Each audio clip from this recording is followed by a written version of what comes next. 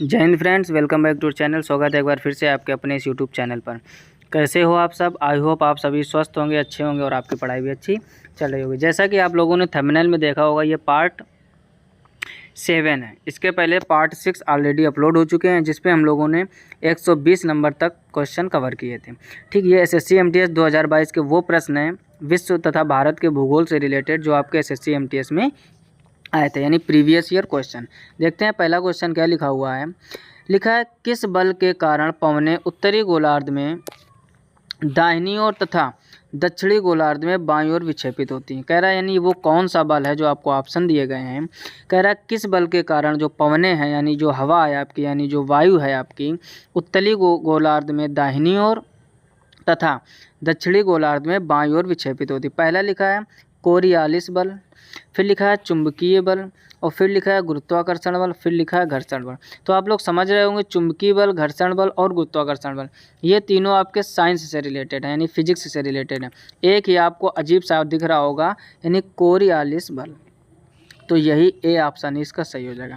देखो, जिन लोगों को जनरल साइंस अच्छे से सीखना है तो प्लेलिस्ट उसकी बनी हुई है SSC MTS के और CGL या CHSL के। तो देखो, साइंस में कोई बंटवारा नहीं होता है, चाहे वो MTS की हो, चाहे वो CGL की हो, चाहे CHSL की हो। साइंस हो, चाहे ज्योग्राफी हो, चाहे आपकी हिस्ट्री हो, कुछ भी हो, कहने का मतलब इनमें कोई बंटवारा नहीं होता है कि जो MTS में पूछा गया वो MTS में ही आएगा। तो अगर आपने वो फिजिक्स के लेक्चर नहीं देखे तो प्लेलिस्ट में जाइए, जितने भी मैराथन क्लास फिजिक्स की या जितने भी लेक्चर फिजिक्स के पढ़े हुए हैं आप देखिए, उसको डिटेल से उसमें हमने प्रश्नों में ही समझाने का प्रयास किया है।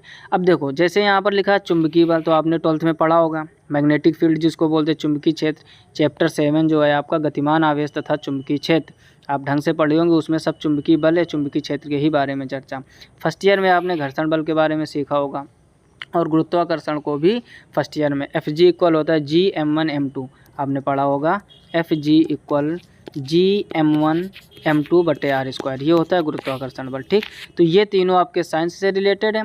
पहला था कोरियालिस बल, तो यही इसका सही हो जाएगा, यानी किस बल के कारण उत्तरी गोलार्ध में दाहिनी ओर और दक्षिणी गोलार्ध में बाईं ओर विक्षेपित होती है। तो पहला option is correct. Next question दिखा है 122 नंबर। लिखा है वधावन बंदरगाह ब्लैंक में स्थित, जो वधावन बंदरगाह है वो कहाँ स्थित है, तो वो आपका है महाराष्ट्र में। ठीक, तो ऑप्शन डी इसका सही हो जाएगा। देखो, कुछ क्वेश्चन आपको याद करने पड़ेंगे जो याद करने लायक होते हैं। आपसे पूछा गया कि वधावन बंदरगाह किस राज्य में स्थित है, तो वह है आपका महाराष्ट्र में। Option D is correct. Next question देखिए 123 नंबर। लिखा है भारत में पहली जनसंख्या जनगणना वर्ष, फिर ब्लैंक दिया में आयोजित की गई थी। यानी जो भारत में पहली जनसंख्या जनगणना थी वो कब हुई थी? पहला ऑप्शन दिया 1865, दूसरा लिखा 1870, तीसरा लिखा 1872 और चौथा लिखा 1862। तो इसका ऑप्शन आपका सी सही हो जाएगा, यानी 1872। यानी जो भारत में पहली जनसंख्या की जनगणना हुई थी वो हुई थी आपकी सन 1872 ईस्वी में। तो ऑप्शन सी इसका सही हो जाएगा। प्रत्येक 10 वर्षों में ये जनगणना होती है। ठीक, ये भी क्वेश्चन पूछा जा चुका है कि भारत में जो जनसंख्या की जनगणना है वो कितने प्रत्येक वर्षों में होती है, तो वो 10 वर्षों में होती है। ठीक, और लास्ट टाइम कब हुई थी, तो वो हुई थी 2011 में। 2021 में नहीं हो पाई थी, कोरोना महामारी और लॉकडाउन की वजह से। नेक्स्ट क्वेश्चन देखिए 124 नंबर। लिखा है एक वर्ष के दौरान वायु की दिशा में ऋतु के अनुसार परिवर्तन को, फिर ब्लैंक लिखा है, कहते हैं। यानी कह रहा है एक वर्ष के दौरान वायु की दिशा में ऋतु के अनुसार, यानी ऋतुओं के अनुसार परिवर्तन जो होता है उसको हम लोग क्या कहते हैं? ऑप्शन दिया गया है। पहला ऑप्शन लिखा है मानसून, दूसरा लिखा है जलवायु, तीसरा लिखा है उत्सर्जन, उसको चौथा लिखा है समीर। तो इसका ऑप्शन ए सही हो जाएगा, यानी मानसून। कहने का मतलब कह रहा है एक वर्ष के दौरान वायु की दिशा में ऋतुओं के अनुसार या ऋतु के अनुसार परिवर्तन को क्या कहते हैं, तो उसको हम लोग कहते हैं मानसून। नेक्स्ट क्वेश्चन देखिए 125 नंबर। लिखा है कंचनजंगा जीवमंडल नीचे आरक्षित क्षेत्र निम्नलिखित में से किस राज्य में स्थित है? यानी जो कंचनजंगा, मेन फोकस आप इस पर कीजिए। कंचनजंगा जीवमंडल नीचे यानी आरक्षित क्षेत्र जो है निम्नलिखित में से किस राज्य में स्थित है? तो कंचनजंगा आपका सिक्किम में। पहला लिखा है केरल, गलत हो जाएगा। दूसरा लिखा है असम, तीसरा लिखा है मणिपुर, चौथा लिखा है सिक्किम। तो आपका सिक्किम इसका सही हो जाएगा। कंचनजंगा कहाँ है आपका? तो यह है आपका सिक्किम में। नेक्स्ट क्वेश्चन देखिए 126 नंबर।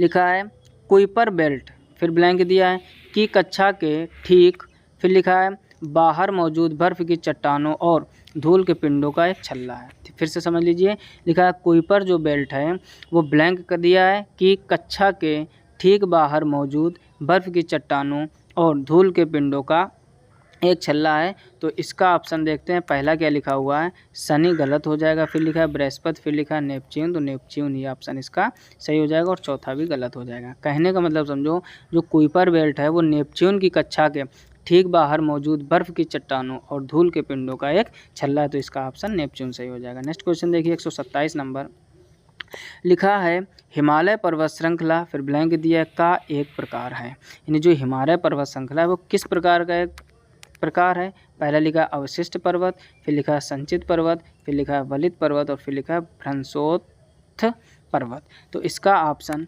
सी सही हो जाएगा, यानी वलित पर्वत, फोल्ड माउंटेन बोल सकते हैं। मतलब समझो कह रहा है हिमालय पर्वत श्रृंखला जो है वो किस प्रकार का है, तो हिमालय पर्वत श्रृंखला वलित पर्वत श्रृंखला के प्रकार का है। नेक्स्ट क्वेश्चन देखिए 128 नंबर, क्या लिखा हुआ है, लिखा है पृथ्वी पर ज्वालामुखी विस्फोट होने पर, फिर लिखा है उद्रगीण सामग्री सामान्यतः तरल चट्टान के रूप में निकलती है जिसे कहते हैं। फिर से समझ लीजिए, पृथ्वी पर ज्वालामुखी विस्फोट होने पर उद्रगीण सामग्री सामान्यतः तरल चट्टान के रूप में निकलती है जिसे, पहला लिखा है पारा, दूसरा लिखा है लावा, तीसरा लिखा है प्लाज्मा और चौथा लिखा है ओला। तो उसको हम लोग क्या कहते हैं, आसान सा क्वेश्चन, उसको हम लोग कहते हैं लावा। तो ऑप्शन 20 का सही हो जाएगा। नेक्स्ट क्वेश्चन देखिए 129 नंबर, लिखा है निम्नलिखित में से किस मृदा को रेगर मृदा के नाम से भी जाना जाता है। ठीक, पहला लिखा है काली मिट्टी, बिल्कुल सही, पहला ही ऑप्शन सही हो जाएगा। यानी काली मिट्टी का जो दूसरा नाम है उसको रेगर या रेगुर भी कहते हैं, जैसे इंग्लिश में लिखा हुआ है। फिर लिखा है लैटेराइट मिट्टी, पीटीमय मिट्टी, पीटमय मृदा या पीटमय मिट्टी और जड़ोल मिट्टी। ठीक, तो ऑप्शन इसका ए सही हो जाएगा कि काली मिट्टी का जो दूसरा नाम है उसको रेगुर मिट्टी भी के नाम से जाना जाता है। नेक्स्ट क्वेश्चन देखिए 130 नंबर, फिर आ गया जनगणना से रिलेटेड। ठीक, बहुत क्वेश्चन इससे बनते हैं और इस बार भी बनेंगे। लिखा है 2011 की जनगणना के अनुसार भारत का जनसंख्या घनत्व कितना है। पहले लिखा 356 व्यक्ति प्रति वर्ग किलोमीटर, फिर लिखा 382 व्यक्ति प्रति वर्ग किलोमीटर, 482 व्यक्ति प्रति वर्ग किलोमीटर और 495 व्यक्ति प्रति वर्ग किलोमीटर। तो इसका ऑप्शन बी सही हो जाएगा, 382 प्रति वर्ग किलोमीटर। मतलब कहने का समझो इस पॉइंट का मतलब क्या है, मतलब ये है कि 2011 की जनगणना के अनुसार भारत का जो जनसंख्या घनत्व है यानी प्रति 1 किलोमीटर में, कहने का मतलब आपके भारत में कितना क्षेत्रफल है, उस क्षेत्रफल के 1 किलोमीटर में कितने व्यक्ति रह रहे हैं, ये जनगणना के अनुसार पता चलता है। क्योंकि भारत का क्षेत्रफल तो कम ज़्यादा हो नहीं रहा है और जनसंख्या कम ज़्यादा होती रहती है। ज़्यादा कम क्या मतलब, ज़्यादा होती रहती है, पहले बहुत कम थी, फिर 100 करोड़ हुई, 100 करोड़ से फिर 140 हुई, अब लगभग 150 करोड़। तो कहने का मतलब प्रति 1 किलोमीटर पर भारत में लगभग 382 व्यक्ति रहते हैं। ये एक औसत निकाला गया, उसी को हम लोग कहते हैं जनसंख्या घनत्व। आई होप आप बात को समझ गए होंगे। यदि समझ में आ रहा है, वीडियो को अगर लाइक नहीं किया तो जल्दी से लाइक कर दीजिए। नेक्स्ट क्वेश्चन देखते हैं 131 नंबर, क्या लिखा हुआ है, लिखा है 2011 की जनगणना के अनुसार भारत में कुल जनसंख्या की दृष्टि से महाराष्ट्र किस स्थान पर है। फिर से समझ लीजिए, कह रहा है जो 2011 की जनगणना हुई थी, 2011 की जनगणना के अनुसार भारत में कुल जनसंख्या की दृष्टि से महाराष्ट्र किस स्थान पर है। फिर लिखा है पहले, दूसरे, तीसरे और चौथे। तो जो महाराष्ट्र है वो आपका किस स्थान पर है, दूसरे स्थान पर है। एक बार और ये क्वेश्चन आ चुका है, जरूर से आप याद कर लीजिए, इंपॉर्टेंट क्वेश्चन है। यानी कह रहा है कि 2011 की जनगणना के अनुसार भारत में कुल जनसंख्या की दृष्टि से महाराष्ट्र किस स्थान पर है, तो वो है दूसरे स्थान पर। और पहले स्थान पर कौन है, अपना प्यारा सा उत्तर प्रदेश। समझ गए बात को ना। उत्तर प्रदेश में 24 करोड़ से भी ज़्यादा, लगभग 25 करोड़ जनता रहती है। तो सबसे ज़्यादा कहाँ पर है, उत्तर प्रदेश में, और सबसे कम और दूसरे नंबर पर महाराष्ट्र में। नेक्स्ट क्वेश्चन देखिए 132 नंबर, लिखा है निम्नलिखित में से कौन सी फसल खरीफ फसल का एक उदाहरण है। पहला लिखा गेहूँ, दूसरा लिखा चावल, तीसरा लिखा सरसों और लिखा जौ। तो ध्यान से समझो, इनको देखो कैसे पहचानोगे, हमेशा ध्यान रखो। जैसे उसने पूछा कि खरीफ की फसल, तो आपको ये देखने की कौन सी फसल सबसे अलग है। मतलब समझो, जैसे आपने देखा होगा जब गेहूँ बोए जाते हैं तभी जौ बोए जाते हैं और उसी सीजन में सरसों यानी लाही जिसको राई या लाई दोनों चीज़ बोलते हैं। कहने का मतलब जिस सीज़न में आप गेहूँ बोते हो खेत में, उसी सीज़न में जौ भी बोए जाते हैं और उसी सीज़न में सरसों। तो सबसे डिफरेंट कौन है? चावल। तो यही ऑप्शन सही हो जाएगा। ठीक, तो कुछ क्वेश्चन के आंसर आपको नहीं भी पता है तो आपके अंदर थोड़ा सा भी दिमाग है तो आप दिमाग लगा कर भी कर सकते हो। जैसे इसमें पूछा गया था खरीफ की फसल का उदाहरण, वैसे आप ध्यान रखो कि खरीफ की फसल चावल होती है यानी धान, लेकिन इसमें डिफरेंट सबसे चावल ही दिख रहा था, बाकी ये तीनों एक ही सीज़न में बोए जाते हैं या एक ही सीज़न में लगभग काटे जाते हैं। तो ऐसा भी आप दिमाग लगाकर ऑप्शन को सही कर पाओगे। नेक्स्ट क्वेश्चन देखिए 133 नंबर लिखा है भागीरथी नदी की प्रमुख सहायक नदी कौन सी है? पहला लिखा है पिंडर, दूसरा लिखा है धौली गंगा, फिर लिखा है भीषण गंगा, फिर लिखा है भिलांगना। तो भागीरथी नदी की प्रमुख सहायक नदी है जो वो कौन सी है आपकी? वो है भिलांगना। ठीक, तो ऑप्शन इसका डी सही हो जाएगा। नेक्स्ट क्वेश्चन देखिए 134 नंबर लिखा है पहले ही खालिस्तान यानी ब्लैंक दिया, फिर लिखा है दुनिया का सबसे बड़ा उष्णकटिबंधीय वर्षा वन है। तो जो दुनिया का सबसे बड़ा उष्ण कटिबंधीय वर्षा वाला वन है वो है आपका अमेजन। देखते हैं इसके ऑप्शन कहाँ। पहला लिखा है कांगो, दूसरा लिखा है प्रेयरी, फिर लिखा है अमेजन, यही इसका ऑप्शन सही हो जाएगा। और फिर लिखा है ट्रेंटी, से कोई मतलब नहीं। कहने का मतलब अमेजन दुनिया का सबसे बड़ा उष्णकटिबंधीय वर्षा वन है। वैसे भी आप ध्यान दो कि अमेजन सबसे बड़ा जंगल है, ठीक है ना, सबसे बड़ा जंगल अमेजन और वर्षा वन है उष्णकटिबंधीय। तो इसका ऑप्शन सी सही हो जाएगा। नेक्स्ट क्वेश्चन देखिए 135 नंबर, फिर आ गया जनगणना से रिलेटेड, वेरी इंपॉर्टेंट है, जितने भी पॉइंट बन रहे हैं आप जरूर से ज़रूर पढ़ के जाइए। लिखा है 2011 की जनगणना के अनुसार भारत में कुल साक्षरता दर लगभग कितनी है? यानी भारत में कितने प्रतिशत लोग पढ़े लिखे हैं? पहला लिखा है 81, दूसरा लिखा है 74, फिर लिखा है 62 और फिर लिखा है 65। तो इसका ऑप्शन बी सही हो जाएगा 74%, ठीक है ना। यानी 2011 की जो जनगणना हुई थी पूरे भारत का जो साक्षरता दर है वो 74%, यानी भारत में 100 में लगभग 74 लोग पढ़े लिखे हैं और जो आपके 26 लोग बचे वो अनपढ़ हैं। ठीक, ये जनगणना के अनुसार एक रेशियो आया था। नेक्स्ट क्वेश्चन देखिए 136 नंबर लिखा है निम्नलिखित में से कौन सा महासागर विश्व में सबसे छोटा है?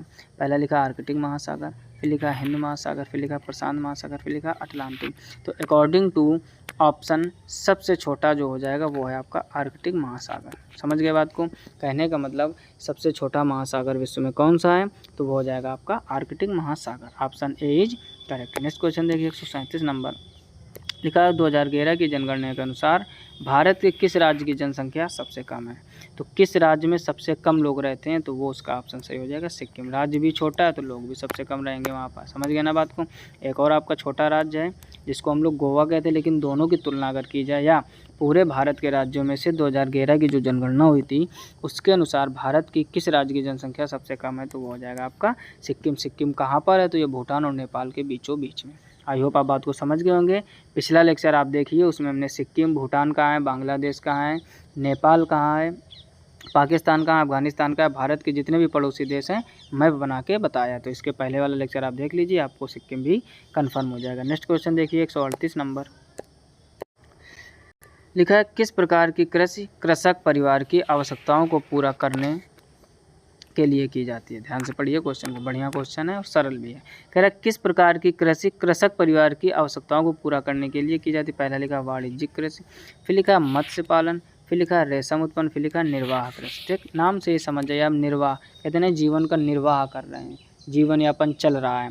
तो कहने का मतलब वही पूछा गया आपसे किस प्रकार की कृषि कृषक परिवार की आवश्यकताओं को पूरा करने के लिए की जाती है? तो वो होती है आपकी निर्वाह कृषि। जो भारत में लगभग 70 से 80% किसान जो हैं वो निर्वाह कृषि ही करते हैं, चाहे अपना वो उत्तर प्रदेश हो चाहे वो बिहार हो। निर्वाह कृषि का मतलब होता है कि उतना ज़्यादा हम लोग अनाज या गल्ला नहीं बेच पाते हैं जितना बड़े बड़े किसान बेचते हैं। तो भारत में जो सबसे ज़्यादा होती है वो होती है निर्वाह कृषि, यानी जीवन यापन लोगों का चल रहा है, छोटी मोटी ज़रूरतें केवल कृषि से पूरी हो रही हैं, तो इसी वजह से उसको बोलते हैं निर्वाह कृषि। नेक्स्ट क्वेश्चन देखिए 139 नंबर लिखा अक्टूबर नवंबर के दौरान सूर्य की आभासी गति फिर ब्लैंक दिया की तरफ होती है। यानी अक्टूबर नवंबर का जो महीना होता है उसके दौरान सूर्य की आभासी गति जो होती है किस दिशा में होती है? पहला लिखा उत्तर पश्चिम, दूसरा लिखा उत्तर पूर्व, फिर लिखा दक्षिण और फिर लिखा उत्तर। तो अक्टूबर नवंबर के दौरान इसकी दिशा होती है दक्षिण की तरफ, यानी अक्टूबर नवंबर के दौरान सूर्य की आभासी गति दक्षिण की तरफ होती है, यानी साउथ की दिशा में। नेक्स्ट क्वेश्चन देखिए 140 नंबर लिखा है एलिफेंटा की गुफाएं किस राज्य में? आसान सा क्वेश्चन है, कहाँ है? महाराष्ट्र में। अजंता एलोरा की गुफाएं आपने सुना होगा। ठीक, ऐसे ही एलिफेंटा की गुफाएं किस राज्य में हैं? तो एलिफेंटा की गुफाएं हैं आपके महाराष्ट्र में। तो यहाँ तक ये पार्ट 7 कंप्लीट हो गया। आई होप आपको ये पूरे 20 क्वेश्चन यानी टोटल 140 क्वेश्चन अच्छे से समझ में आ गए होंगे। यदि आपने पहले का लेक्चर नहीं देखे हैं तो प्लेलिस्ट में जाकर देखिए, या उन 6 लेक्चरों का लिंक नीचे डिस्क्रिप्शन में आपको मिल जाएगा। इसी तरीके आप मेहनत करते रहिए, पढ़ाई करते रहिए, अच्छे से अपना ख्याल रखिए और पढ़ाई जितना हो सके ज़्यादा से ज़्यादा बढ़ाने का प्रयास कीजिए, क्योंकि समय बहुत कम बचा है और कंपटीशन बहुत ज़्यादा है। आई होप आप बात को समझ गए होंगे। यदि चैनल पर पहली बार आए तो चैनल को सब्सक्राइब करके नोटिफिकेशन बेल को ऑल पर ज़रूर से ज़रूर सेलेक्ट कर लीजिए। मिलते हैं नेक्स्ट वीडियो में, तब तक अपना ख्याल रखिए, अच्छे से पढ़ाई करते रहिए। तब तक के लिए जय हिंद, राधे राधे।